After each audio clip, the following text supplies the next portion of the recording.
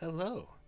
I am Professor Elvis King, a literary professional, real person, and self proclaimed expert in the written word.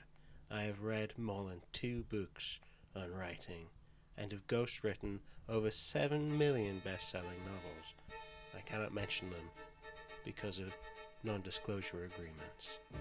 I am here to help you write more gooder.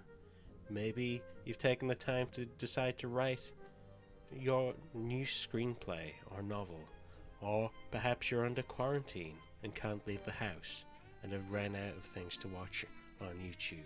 Or perhaps, and this is probably unlikely, but maybe your creative writing teacher has been suspended for enjoying their First Amendment rights, and you've had an entire semester with an English teacher who doesn't really care about writing stories at all and just, I don't know, makes you write about diphthongs and semicolons.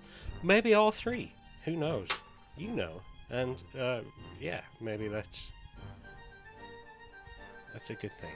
But anyway, whatever the reason, I'm here to provide some very simple tricks to elevate your writing and also perhaps make you think, yes, that billion-dollar film was written like a second draft. It wasn't very good now that I think about it. Let's give Elvis King the money instead, and maybe he can write much better films and novels instead of those hucksters in Hollywood. That's another story, though. This week, we're looking at the cornerstone of most good writing, the characters themselves. We'll be creating character cheat sheets. This is an easy way to keep your characters consistent and fleshed out, and this will hopefully improve the work as a whole. If you've ever watched a film where the serious scientist starts acting out of character, or you've read a novel where the hero does something they would never, ever do, like halfway through, just to move the plot along instead of actually sticking true to that character, you'll know how annoying an inconsistent character can be. So, here we go. Here's a basic sheet. Up top you'll have all the basics: the name, the age, gender maybe, the species of faction if you're writing some kind of sci-fi or dystopic fantasy, the typical stuff. These are all essential, but they're also very boring, as most facts tend to be. So let's move on. Now, below that, we want to put down the character's needs and wants, and they are different. Wants aren't the same as needs, because, for instance, you can want a cameo in the next season of True Detective, or some vegetarian tamales, or a signed photo of Cher. But you don't usually need them the same way you need something like love, or insulin, or an Alan Wake TV show that you've been hired to write for, perhaps, maybe. So, needs tend to be deeper than wants, because you need family and support and a sense of purpose, a clear understanding of your sexuality, and the ability to control your own burgeoning, latent magical powers that you can't quite understand just yet. A want, then, essentially, helps us to define a character, whereas a need is what we use to motivate them and to push the plot forward. Their wants can be unrealistic or at odds with their needs, because really, what human doesn't try and go at odds with their needs? The character can even try and suppress their needs, maybe even use their wants to hide what they're really after. But their need should be a fundamental part of their character, their arc, and their reason for being in the story to begin with. And now, even if none of this comes up in the actual writing, and even if it's just reluctant deputy number 2 that you've written into the show or the story, you will have a much clearer view of the character and their motivations and understand why they do what they do if you use this cheat sheet. And so instead of just being tools of the plot is pushed by the characters in the story, and as such everything's just slightly more interesting, really, you would hope. And that isn't to say, again, that the character needs to know what they need at the start of the story, or whatever story it may be, but simply that along the way, hopefully they either come along to understand what they need, or they destroy themselves ignoring it. Yeah. And then you can switch these around to make different characters and situations, because say Angela wants to bake a cake but needs to escape Bozo the crazed clown. That's going to be a different story, and she's going to make different progress in her life if she wants to escape Bozo the deranged clown but needs to bake that cake for Simon or one of her friends. Maybe. But you see what I mean. Now, below that, it's usually not essential, but it's a good idea to include a few obstacles preventing the character from obtaining what they need and want. These can be internal or external conflicts. It can be anything from depression to another character, a totalitarian regime, or a lack of money, which a lot of writing doesn't talk about. People not having enough money. Maybe in the current climate that will change. We'll see. A different obstacle requires different methods to overcome them, obviously. So if Julie wants to buy her grandfather's house, but there's a dragon on the property, that's going to be a different story than if she can't buy the house because her realtor is addicted to late night disco boogaloo and won't stop dancing long enough to sign the contract. Which is a story I'm working on.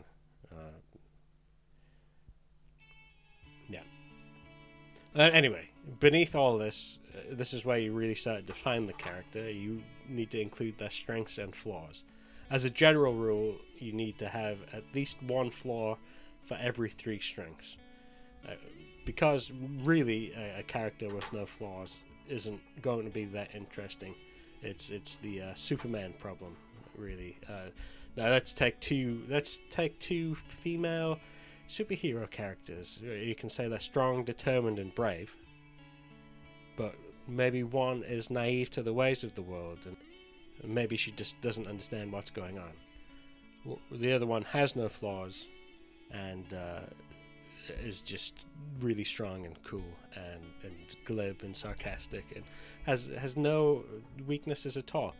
But the first female superhero will be a lot more interesting than the second, and which really it's the difference between the first 2/3 of Wonder Woman and the entirety of Captain Marvel. Or let's go for a different route. It's the original Die Hard versus whatever the last one was called. You go from a guy with flaws, like being human and weak and able to bleed and get punched in the face, to not being able to get hurt at all. Just less interesting as a character, really. I thought so. I'm sure Bruce Willis disagreed, but that's on him and his millions of dollars. So no flaws and too many strengths, just really, it's a problem a lot of characters end up having. But also at the same time, all flaws and no strengths, and you're probably, doing that M. Night Shyamalan critic character from Lady in the Water, or some just a dig at someone. It shows a lack of nuance and understanding, and those are things we really need these days. Anyway, so that's like a couple of would-be cheat sheets right quick. So here we have Dom, she's 23, and a cat. And she wants pizza, a new job, and a holiday, but she needs to solve her brother's murder.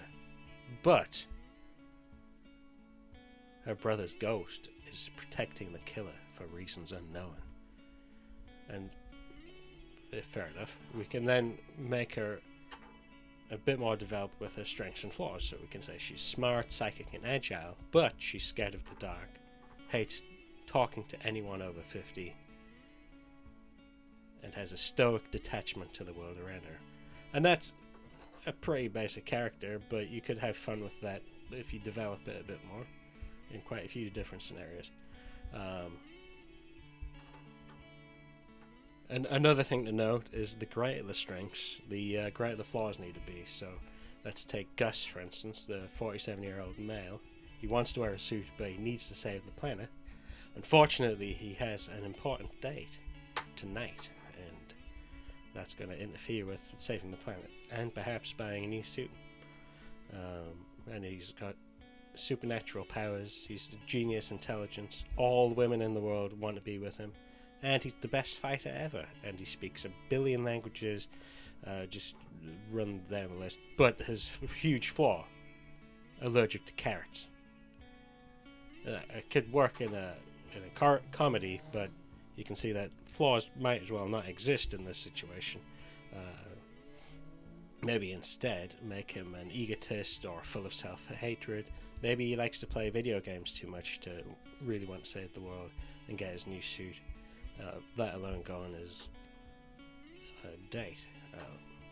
But it would be more interesting and lead to a more diverse character than someone who was allergic to carrots, which again, a cancelled screenplay on my part. I thought I was going to go places at the time.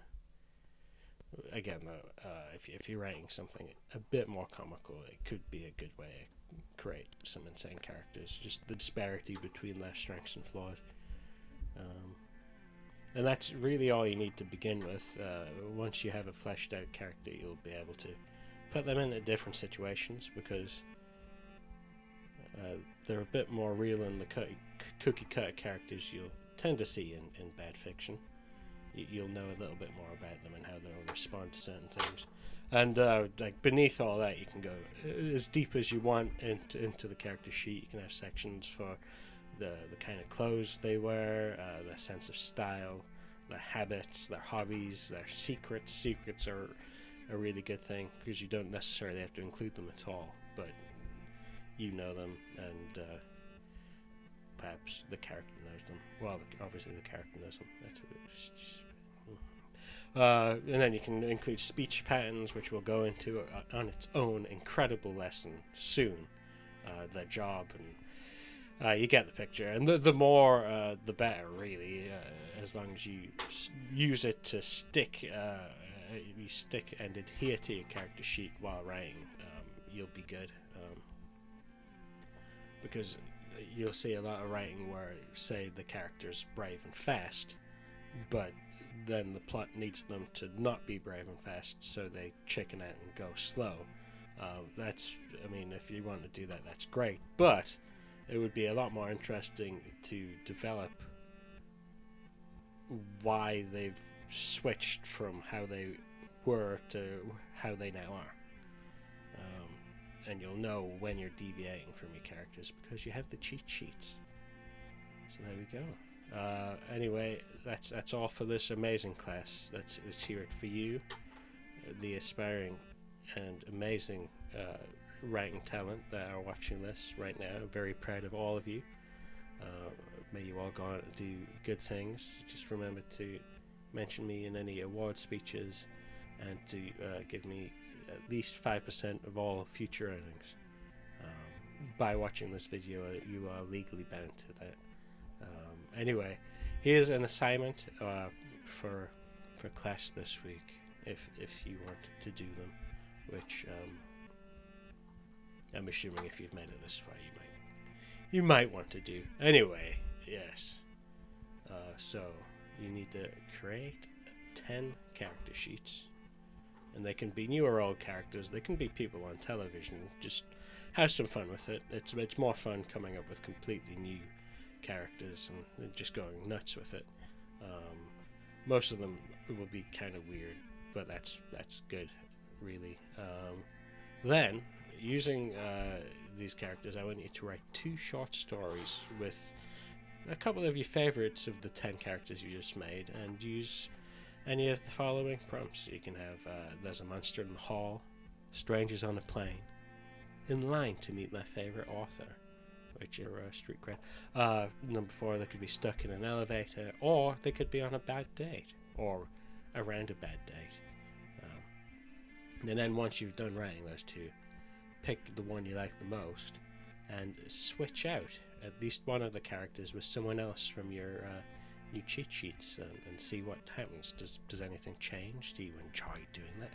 How do you feel about writing so much with these new insane characters you've just created? And feel free to share the stories and talk about it, and they'll all be graded in time for the next class. So that's good. I'm sure you'll get some good grades. Anyway, I need to stop saying anyway, and we'll be working on that in the future. This is Professor Elvis King, best-selling author and literary genius, signing out. But here to play us out is the sweet docent sounds of Felix Leiter. Goodbye for now. See, Nate, I am great. My name's Nathan Drake, and I'm not fake. I like to hunt treasure with my maps, and then I take a long, really nice nap. Cause I've got a gun, and I've got treasure. With Sully by my side, I live forever. We shoot all the bad guys in my head, and when I wake up, my enemies are dead. Elena's my wife, I like her very much. When she goes to sleep, I touch on her butt, touch on her butt, touch on her butt, touch on her butt. Also, I have a brother, his name is Sam, and here he is. Sam, tell him how you feel, Sam. So I'm Nathan Drake, he's Sam. That's right, I have amnesia because I fell off a cliff. I'm actually Sam. Here's Nate, he's gonna sing about his wife. I think that is sweet, sexy butt. Ich bin der Boss, I was Nathan Drake! That's right, when Nathan and Sam, we have a plan. We look for treasure in Japan. And when we find it, we kill everyone. Because we're the good guys and murder is fun.